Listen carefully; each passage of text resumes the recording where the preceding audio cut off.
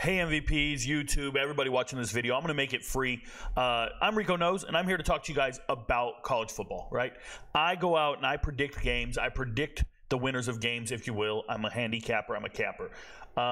Shout out to the Patreon. We have over 3,500, 3,600, 3,700 members, whatever it is. And then shout out to YouTube. Over 20,000 subscribers and another 500 or so members. I appreciate every single one of you. If you want to be an MVP, you know what to do. It's $25 a month, and I will tell you who's winning all these college football games. So I want to talk to you guys about the FCS versus FBS opponents. If you don't know, FCS, or the former 1AA football level, these are Division I football teams with 63 scholarships players versus the FBS, the teams you see on TV every single week, and they have 85 scholarship players, if not more. By the way, it's increasing. But I made a video this morning on TikTok, and I talked about the potential matchups. I talked about the potential upsets in the FCS versus FBS games. And if I want to talk about one in particular this morning, and then we're going to go on to the video, and I'm going to play it for you guys. I'll stop it from time to time and talk to you guys about it. But we're talking about Montana State at New Mexico. Montana State on the road. If you didn't know, Montana State returned 7 all-conference players, and Montana State's a juggernaut at the FCS level. They have a really good team. 3 of their offensive linemen just transferred to be starters at the FBS level. Okay, they did dominate last season. They had 3 losses, I believe. One of them was to South Dakota State, the national champs, and it was a close game. Another loss was to Montana, who was also in the national championship game, and then I think the Bison of North Dakota State. And that's it, man. They beat Sacramento State, who beat Stanford. They beat a number of teams. They're just really, really good. Okay, Montana State's great. Their running back room is loaded. Shout out to Julius Davis, who's injured right now, but he's a former Wisconsin running back, and they have a ton of other guys.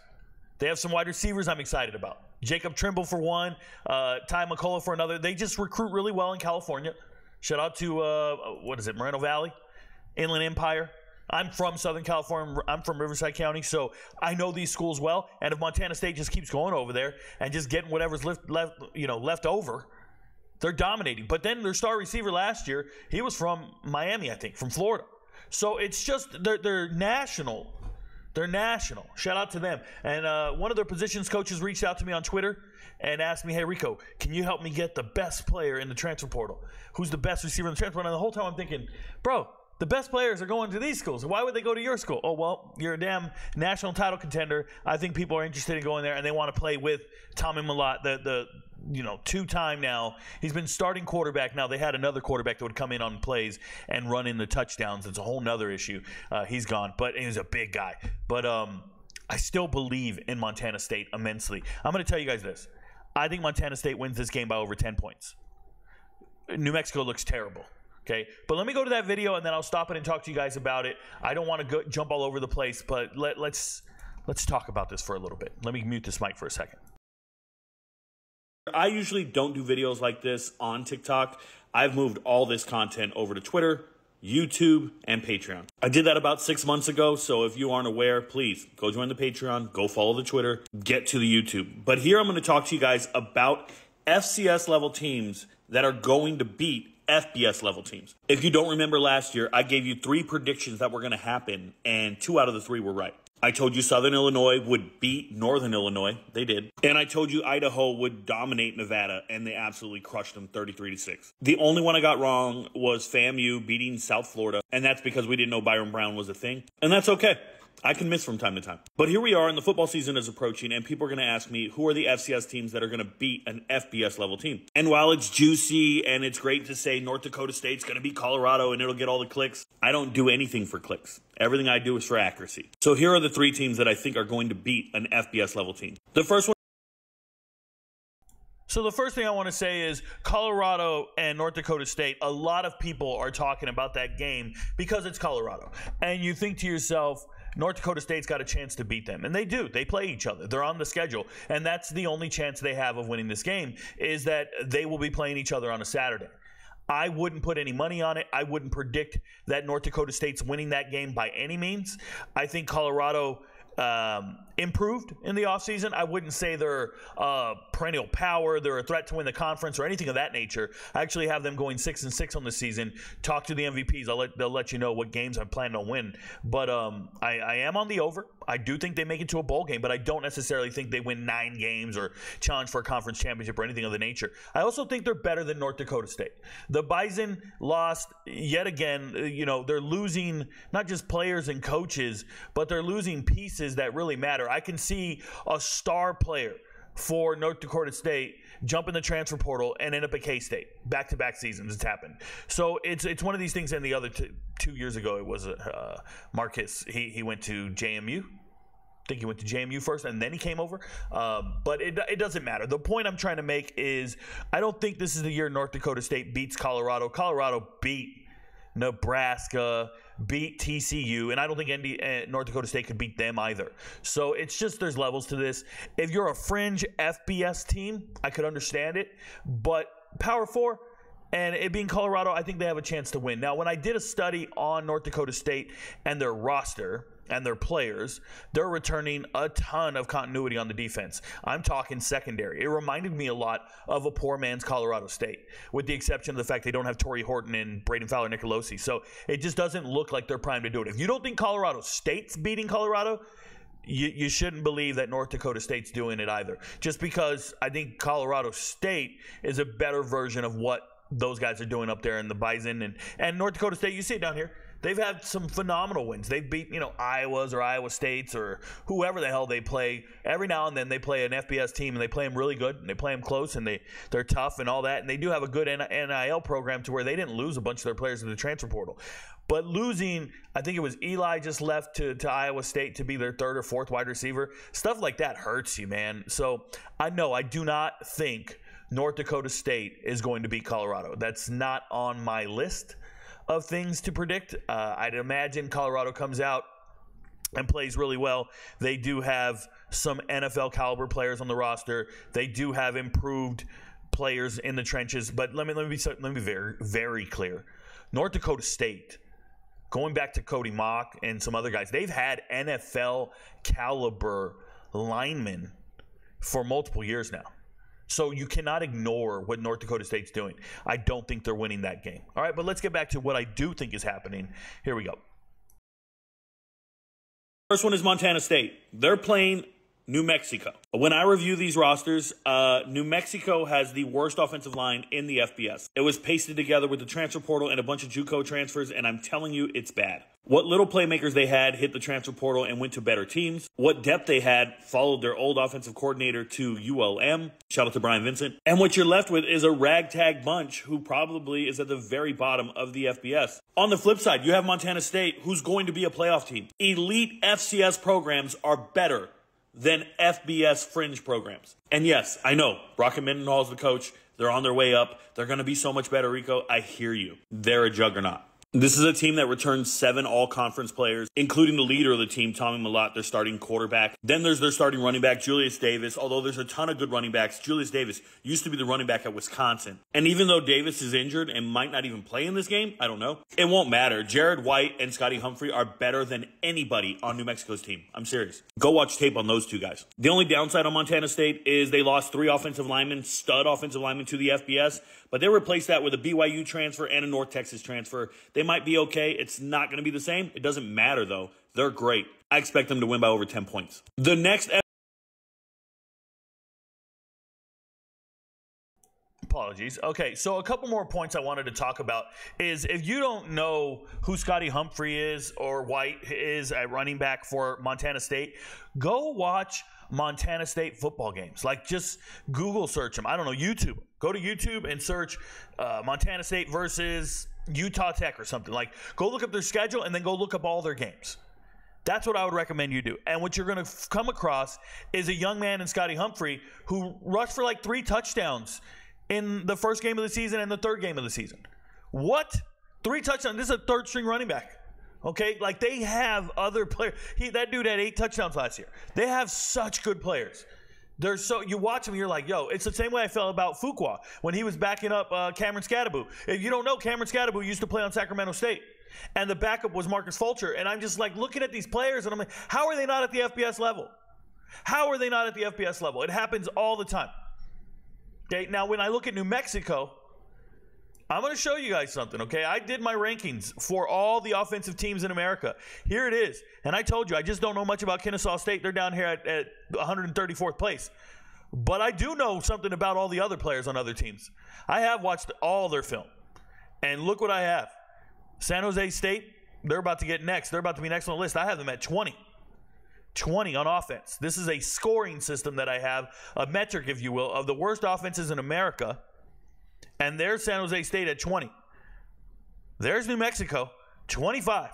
And what do I think about New Mexico? They have potential at quarterback, an athletic quarterback, and they have a decent wide receiver room with, I think is it Medlock, the kid who transferred in from TCU, played well last year. But they lost Desna Washington. He hit the transfer portal. Like, I know these players. And if I tell you I know these players and I'm advocating for them in the offseason all the time, and then I turn around and tell you, oh, no, they can't beat Montana State. I'm telling you they can't beat them. I'm on Montana State. I really believe in what they're doing. I do. Okay, now we're going to Sacramento State. Before we get into this video, one thing I didn't touch on is I really like some San Jose State players. I do. There's some young men on that team that just transferred in that have reached out to the channel before, have asked me to do film reviews on them to help them get back on their old team back at San Diego. Like, I know the players. I like them. I just don't know how you put it all together to beat Sacramento State. I just don't know how you get there. Here you go. You can watch the rest of this, and then I'll chime in afterwards. Let me shut my mouth. FCS team I have winning, Sacramento State. Yet another FCS playoff team against a team with the cupboard that is extremely bare. If you don't know Sacramento State, they beat Stanford last year. Fun fact, Stanford's new head coach last year, old Sacramento State head coach. But this is a rivalry game. These guys know each other. They all played against each other in high school. The only difference is one of these teams lost their head coach and all the star players. When you watch this game, if you decide to stay up till 10 o'clock at night, because it'll be on True TV at 10 p.m., Sacramento State has an NFL player on the offensive line. He's number 76, Jackson Slater. Just watch him. Another guy they have is wide receiver Jared Gibson, about 6'1", 200 pounds. He's a problem. Number 8 for those of you keeping track at home. I'd say one of the coolest things is Sacramento State dominated in the transfer portal. They did lose 2 pretty good players to Washington, but the amount of guys they signed coming from the FBS to the FCS is remarkable. They signed 8 FBS transfers, and they got 3 of them from San Diego State, 1 from Utah, shout out to Makai Cope, but they even got players from Fresno State and Cal. I'm sure San Jose State would have loved to land some of these transfers, but this is a playoff caliber team. I personally think they have 2 quarterbacks better than anybody at San Jose State. Shout out to Caden Bennett, the starter, and then Carson Conklin, you can't keep him off the field. It's a damn 3-star kid who went the FCS route. Yeah, give me Sacramento State to win this game. And then the last one, nobody's... So a couple of other things I want to say about that. Shout out to Jared Gibson. He has reached out to the channel. He did say, hey, RicoKnows. I appreciate him. Just letting him know, man, I think he's a beast on tape. 657 yards receiving last year. I like the kid. I think he's dominant. But if you guys want a scrappy quarterback, like a guy out there who's balling that you want to support, it's Caden Bennett. 2-to-1 touchdown interception ratio, 16-8 touchdowns to interceptions. Needs to do a little more, but he's getting pushed, man. Carson Conklin is him. You guys got to watch the tape on some of these teams. The Big Sky's got really good football, and I think they're better than San Jose State. I do. And now the lock of all locks, Lafayette. Okay, Buffalo can't beat Lafayette. I don't see how. I don't see how. Enjoy the video. Like, this is crazy. Talking about it, but Lafayette's going to beat Buffalo. Buffalo's offense does not look good. I promise you. It just looks like they won't be able to score. And Lafayette, they're going to score like crazy. And this is nothing new for Buffalo. They actually lost to a Patriot League team, 40-37. And even back in 2022, they lost to Holy Cross. And Lafayette is slated to have an amazing team this year. They're going to win that conference. This conference owns Buffalo. And I'm well aware Lafayette lost their star linebacker, Billy Schaefer. He's gone. Okay, cool. But when I watch film, there's a guy named Tim O'Hearn and another dude named Preston Forney. They look fine to me. And Buffalo got Sean Dollick back, their star middle linebacker. And they also have Marcus Fuqua, who I really love. He's a safety. 2 years ago, 7 interceptions. You got to watch that dude on tape. He's great. But Joe Anderson is gone, and so is Devin Grant. Who on Buffalo is stopping Jamar Curtis and his 1,400 yards rushing? Have you guys watched Elijah Stewart, the wide receiver for Lafayette? Stud. So there you have it. The 3 FCS teams that are going to beat FBS teams. So, yeah, those are my 3 teams that are going to win, right? My 3 FCS teams that are going to beat FBS teams. But I want to talk about Jamar Curtis because I don't think a lot of people know about him, and I expected him to transfer to the FBS. He is only 5'8", 164 pounds. He's little. I know. That's why he's at the FCS, because he's so little. But this is a young man that rushed for 1,400 yards, almost 1,500 yards last year. And he can actually catch the passes. But, guys, he shows up in the biggest games of the year. Go back and watch his destruction of Holy Cross. 229 yards when it really mattered. He averaged 4 yards a carry against a Duke team that was nationally ranked. He showed up with an underperforming offensive line and all that stuff, and he still did his thing. It's incredible the way this young man can just dominate, and he's only a sophomore. Jamar Curtis one day should be the running back at JMU, Maryland. I don't care where, bro. Believe in this man. He's going to go out there and do it. Buffalo's going to have their hands full dealing with this guy, just like Delaware had their hands full, just like Fordham couldn't even touch him. And don't get me started on that Holy Cross game. 30 carries, 229 yards. Jamar Curtis is him. Another guy that I really believe in, another sophomore, Dean DeNoble. This is the quarterback. Just takes care of the ball, guys. 20 touchdowns, 5 interceptions. Just takes care of the ball. Not asked to do too much. Keep the defense honest. But can you imagine another year of continuity with these guys? They're going to own Buffalo. Buffalo cannot beat the Patriot League. They can't. I'm all over it. So those are 3 FCS teams I think are beating FBS teams. If you guys want content like this, please follow the channel. Get to Patreon. I give all the predictions. But in this particular case, get to the sportsbook. Get to the sportsbook and believe in Montana State to beat the brakes off of New Mexico. I know Brock Mendenhall is the Bronco Mendenhall is the greatest coach and blah, blah, blah, blah. Bro, coaches don't play. They're not getting on the field. Montana State's a juggernaut. 7 all-conference guys returning from a great team. Nah, this is the upper echelon of the FCS. They can play with Power 4 teams. They are equivalent to the bottom of the Power 4. They're equivalent to the top of the power of the Group of 5. The bottom of the Group of 5, those FIUs, New Mexicos, Nevadas, they're getting smashed. Montana State going to win that game by more than 10 points. Your friends don't know, but Rico knows. Peace, y'all.